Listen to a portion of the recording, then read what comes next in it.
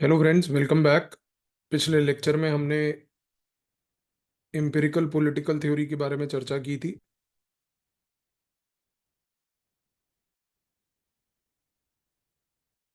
आज इस वीडियो में हम उस नॉलेज को आगे बढ़ाते हैं और बात करते हैं एम्पिरिकल पॉलिटिकल थ्योरी के जो फंक्शंस और एप्लीकेशंस हैं वो क्या है।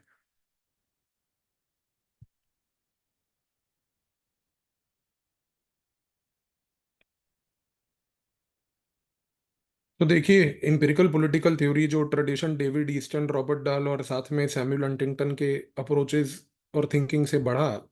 आज अगर हम बात करें तो सबसे पहला उसका एम्पिरिकल पॉलिटिकल थ्योरी का फंक्शन ये है कि वो न्यू आइडियाज और थ्योरीज को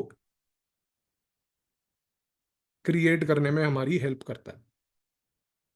न्यू आइडियाज और थ्योरीज को वो कैसे क्रिएट करने में हमारी मदद करता है, क्योंकि आज अगर हम एम्पिरिकल पॉलिटिकल थ्योरी की बात करें तो ये कहना गलत नहीं होगा कि आज, क्योंकि उसका फोकस डेटा पर है और क्योंकि उसका फोकस फील्ड लेवल से है, डेटा गैदर करने का है, तो हमें ये पता चलता है जब हम फील्ड पे जाते हैं कि पॉलिटिकल लेवल पर सोसाइटी में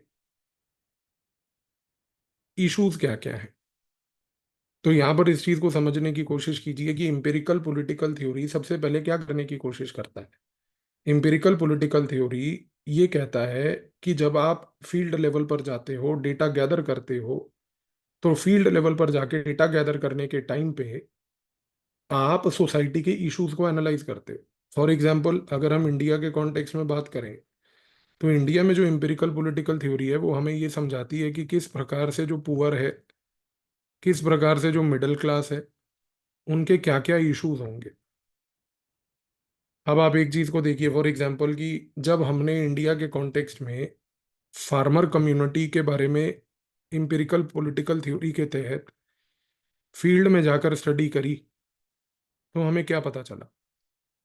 एम्पिरिकल पॉलिटिकल थ्योरी के तहत जब हमने इंडिया में फार्मर्स के इशू को समझने के लिए फील्ड में जाकर स्टडी करी, तो हमें ये पता चला कि इंडिया में जो फार्मर्स हैं उनको आज की डेट में फार्मिंग इनपुट्स खरीदने के लिए मनी की शॉर्टेज होती है।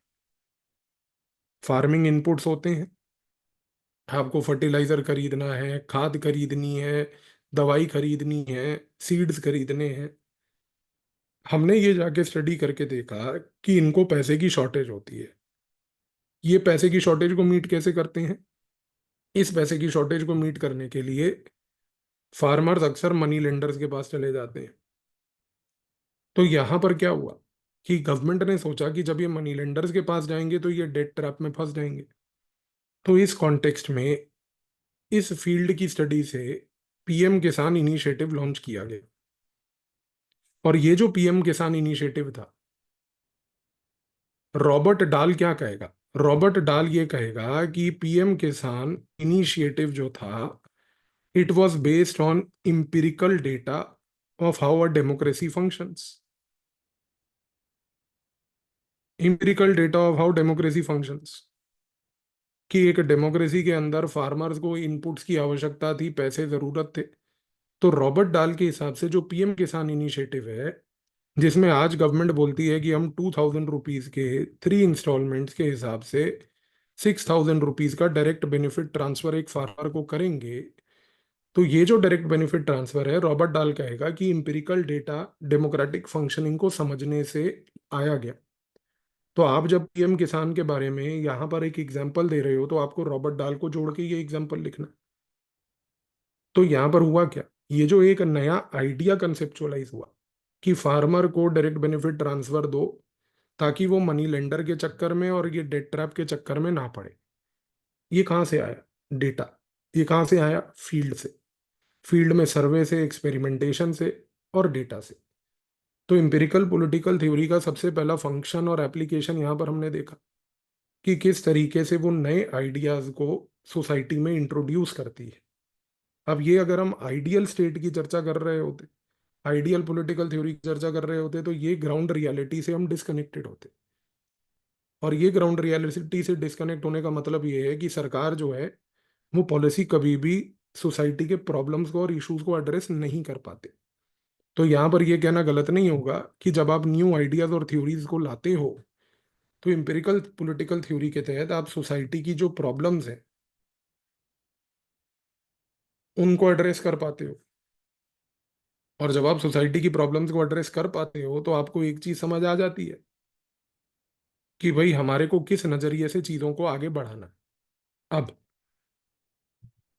दूसरी चीज क्या है, दूसरा सबसे बड़ा यहाँ पर यह है कि कई बार इंपिरिकल पॉलिटिकल थ्योरी जो है वो हमारे को फील्ड स्टडी से बताती है फ्यूचर प्रेडिक्शंस।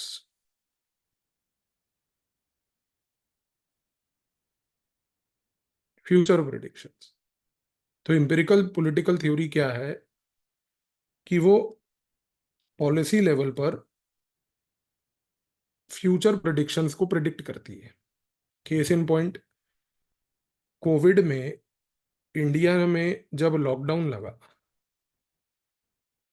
ये लॉकडाउन हमने उस समय डिलिबरेटली एक लॉन्ग लॉकडाउन लगाया 21 डेज का। ये 21 डेज का लॉकडाउन इसलिए लगाया क्योंकि हमें ये पता था एक पॉलिसी लेवल पर, बेस्ड ऑन जो कोविड के केसेस दूसरी कंट्रीज में आ रहे थे, कि अगर वो कोविड की ट्रांसमिशन चेन को हमें ब्रेक करना है तो सोसाइटी में 21 डेज का लॉकडाउन लगाया जाए। इस लॉकडाउन के बेसिस पे एक फ्यूचर प्रिडिक्शन ये किया गया कि based on Covid cases in other countries, अगर हम एक 21 डे का लॉकडाउन, जो कि प्रोलॉन्ग्ड लॉकडाउन है, जो कि बड़ा लॉकडाउन था इन कंट्रास्ट टू उस समय जो बाकी कंट्रीज लगा रही थी, क्योंकि बाकी कंट्रीज का lockdown 7 days, 9 days, 11 days, 13 days max था। हमने इन 7, 9, 11, 13 से हटकर 21 डेज का एक फ्यूचर प्रिडिक्शन के बेसिस पे ये लगाया और ये पॉलिसी लेवल डिसीजन लिया कि इस लॉकडाउन से जो कोविड की ट्रांसमिशन चेन है एक बड़ी कंट्री लाइक इंडिया में वो ग्रेजुअली टूट जाएगी। और ये हमने जो हाइपोथेसिस यहाँ पर ये जेनरेट किया, हाइपोथेसिस मतलब कि ये हमारा एक गेस था कि लॉन्ग प्रोलॉन्ग्ड कोविड के लॉकडाउन से ट्रांसमिशन चेन टूटेगी, वो प्रिडिक्शन हमारा करेक्ट हुआ। करेक्ट क्यों हुआ? क्योंकि जब ये लॉकडाउन 21 डेज का लगा तो उसके बाद जब धीरे धीरे कुछ सेक्टर्स में हमने ओपनिंग करी तो उस समय कोविड का ट्रांसमिशन उस लेवल पर एकदम से नहीं आया जैसे जो चाइना या अदर थाईलैंड या सिंगापुर अदर टाइप की कंट्रीज में उस समय आ रहा था। तो यानी कि कहने का मूल रूप से मकसद ये है कि जो एम्पिरिकल पॉलिटिकल थ्योरी है वो आपको क्या करती है, वो यहाँ पर आपको आपके हाइपोथेसिस को टेस्ट करने की अपॉर्चुनिटी देती है। टेस्ट करने के टाइम पे या तो आपका प्रिडिक्शन करेक्ट आएगा और या ये रॉन्ग आएगा। हमारे केस में हमारा कोविड का प्रिडिक्शन करेक्ट था। तो ये चीज तय है कि इस कॉन्टेक्स्ट में हमने जिस प्रकार का ये पॉलिसी लेवल पर इनपुट दिया वो हमारे को एक कामयाबी की ओर लेकर गया। तो एम्पिरिकल पॉलिटिकल थ्योरी के तहत हमने दूसरी कंट्रीज को कंपेयर करके अपनी कंट्री के केस में एक हाइपोथेसिस के बेसिस पे एक पॉलिसी अपनाई, और वो जो पॉलिसी अपनाई जिसको फिर हमने टेस्ट किया वो प्रिडिक्शन हमारा करेक्ट था। तो ये चीज हमने यहाँ पर करी। तो ये चीज तो अब क्लियर है कि इंपिरिकल पॉलिटिकल थ्योरी का जो फंक्शन है वो ये है कि वो लार्ज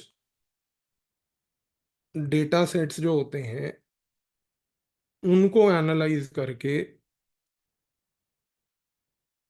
हमें थ्योरी बिल्डिंग में पहली बात तो मदद करता है। Large data sets, case in point वो पीएम किसान वाला लार्ज डेटा सेट था। पूरे कंट्री में फार्मिंग सेक्टर की स्टडी करने के बाद एनालाइज किया गया कि फार्मर को इनपुट देने की आवश्यकता है। तो जो थ्योरी बिल्डिंग हुई वो क्या थी? पीएम किसान। तो लार्ज डेटा सेट्स को हमने यहाँ पर प्रोसेस किया, पूरे कंट्री वाइड डेटा को। इसके साथ साथ ये हमें मदद करता है इंस्टीट्यूशनल पॉलिसी सेटिंग में, जो हमने अभी लॉकडाउन की चर्चा करी कि एक इंस्टीट्यूशनल लेवल पर गवर्नमेंट ने पैन इंडिया लेवल पर एक लॉकडाउन अपनाया जिसकी वजह से ये चीज हुई कि हमने एक ट्रांसमिशन चेन को तोड़ा। तीसरी चीज, इंपेरिकल पॉलिटिकल थ्योरी में क्योंकि रियल वर्ल्ड डेटा यूज होता है चाहे खुद का डेटा हो, जैसे पीएम किसान का था, या किसी दूसरे कंट्री के डेटा का एनालिसिस हो जो लॉकडाउन कोविड का था, उसकी वजह से क्या होता है कि बायसेस रिड्यूस हो जाते हैं। तो एम्पिरिकल पॉलिटिकल थ्योरी का ये सबसे बड़ा फंक्शन है कि वो ये इंश्योर करती है कि एक पॉलिटिकल सिस्टम में जो भी पॉलिसी बनेगी, उस पॉलिसी में किसी भी प्रकार का कोई बायस नहीं होगा। वो बायस इसलिए नहीं होगा क्योंकि अगर empirical political theory real world data को यूज कर रही है तो hide the ground reality, data हमेशा हमें ग्राउंड रियलिटी की पिक्चर क्लियर कट देगा ही देगा। इसके साथ साथ अगर हम चर्चा करें यहाँ पर, तो सीमोर लिपसेट एक बहुत इंपॉर्टेंट स्कॉलर है। इन्होंने एक बुक लिखी जिसका नाम है पॉलिटिकल मैन। इस बुक में इन्होंने क्या बोला? इन्होंने कहा कि to build political theory,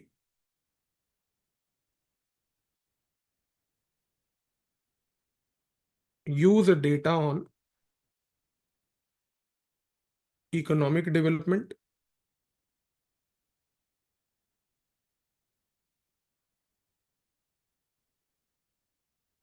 and democratic consolidation.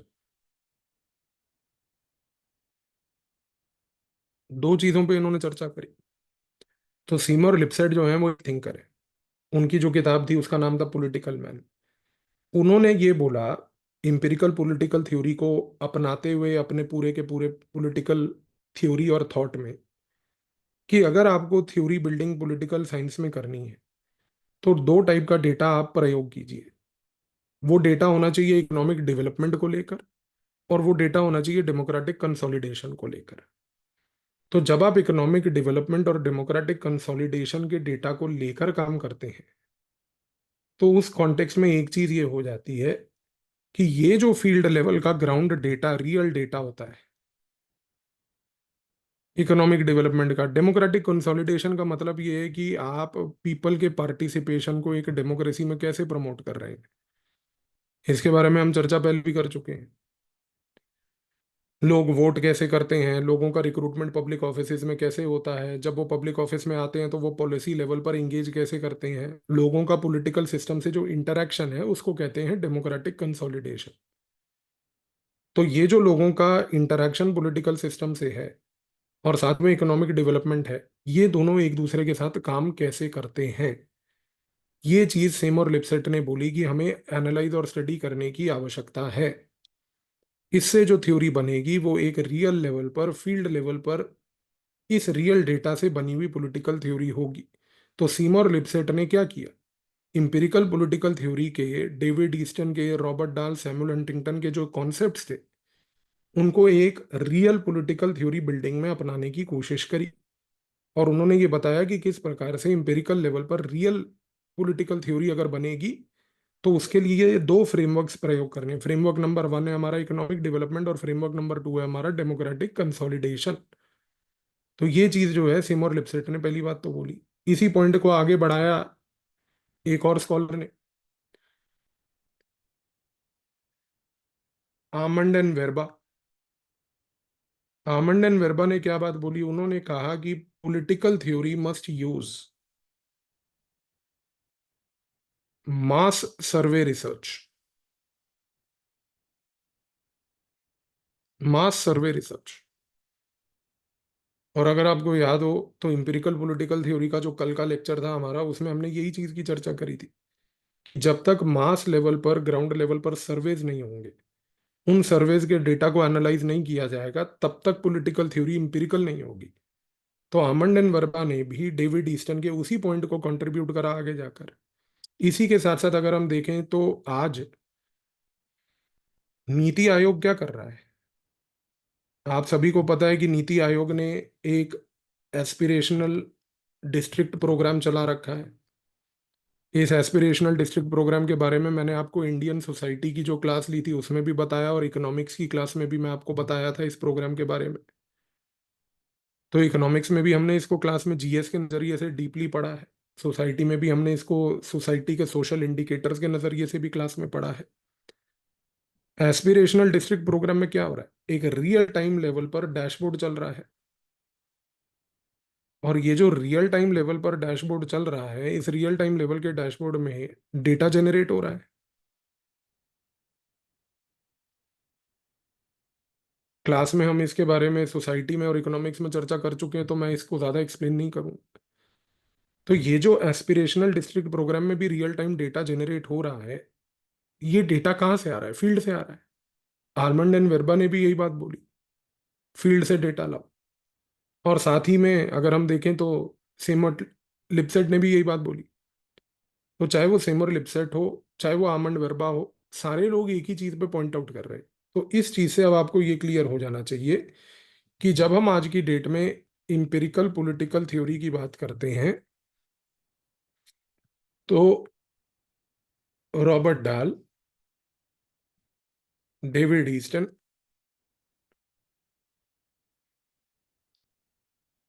Samuel Huntington,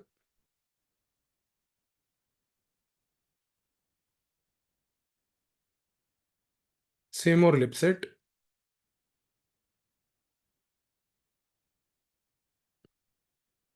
almond and वेरबा,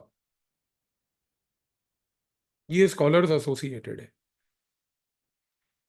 दूसरी सबसे बड़ी बात यहाँ पर क्या है, दूसरी सबसे बड़ी बात यह है कि इसका एप्लीकेशन हमने अभी पीएम किसान में देखा, इसका एप्लीकेशन हमने अभी जो है इंडिया की लॉकडाउन पॉलिसी में देखा, और इसका एप्लीकेशन हमने अभी जो है एस्पिरेशनल डिस्ट्रिक्ट प्रोग्राम में देखा। इसका हमने देखा कि किस तरीके से नीति आयोग भी एस्पिरेशनल डिस्ट्रिक्ट प्रोग्राम के साथ इसको यूज कर रही है। तो एक चीज तो क्लियर हो गई कि इम्पेरिकल पॉलिटिकल थ्योरी जो है वो न्यू आइडियाज से लेकर, बायस रिडक्शन से लेकर, और सबसे बड़ी बात कि आपके पॉलिटिकल लेवल पर हाइपोथेसिस टेस्टिंग को लेकर, इन सारी चीजों को कंट्रीब्यूट करने में मदद करती है।